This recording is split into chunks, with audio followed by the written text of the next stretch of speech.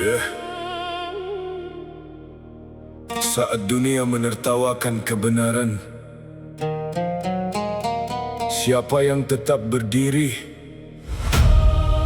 Siapa yang tetap percaya? Ini tentang iman. Ini tentang Ashidik.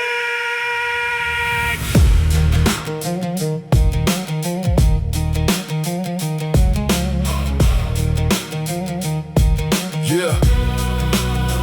Mekah malam itu panas, berita bikin geger. Satu malam ke Baitul Maqdis, mereka bilang itu error. Quraisy ketawa, mulut mereka tajam bagai belati. Muhammad berdusta, teriak mereka penuh benci. Logika dipakai untuk menolak cahaya. Hati yang buta tak mampu lihat kuasanya. Mereka ukur mukjizat pakai akal yang sempit, padahal Rabb semesta tak dibatasi langit. Mereka datang bawa kabar penuh cemburu, berharap Abu Bakar goyah, imannya roboh. Tapi lihat lelaki ini tak goyang sedikit, imannya menghantam keras bagai granit. Ashidik, iman tak runtuh meski satu dunia berkata itu semu.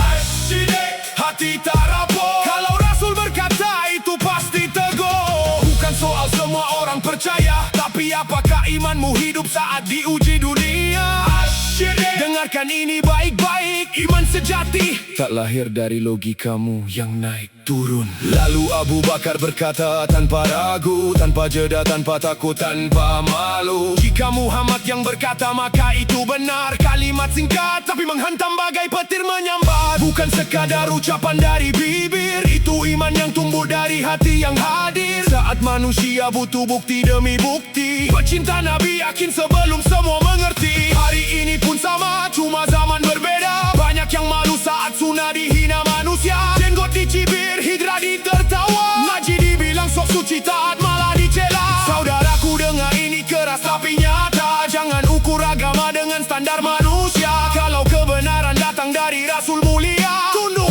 walau dunia bilang itu gila. Ashidik, iman tak runtuh meski satu dunia berkata itu semu. Ashidik, hati tak rapuh kalau Rasul berkata itu pasti teguh. Berapa banyak iman runtuh karena komentar, berapa banyak hijrah mati karena cibiran liar. Sedikit ejekan langsung mundur perlahan, padahal surga tak dibeli dengan kenyamanan. Kalau Abu Bakar hidup di zaman ini, mungkin dia pun dianggap aneh setiap hari. Tapi pecinta Allah tak cari validasi, ridha ilahi itu tujuan sejati.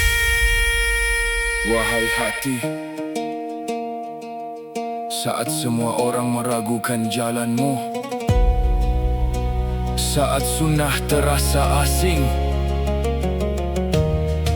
saat kebenaran terasa sepi, ingat satu nama, Abu Bakar Ashidik.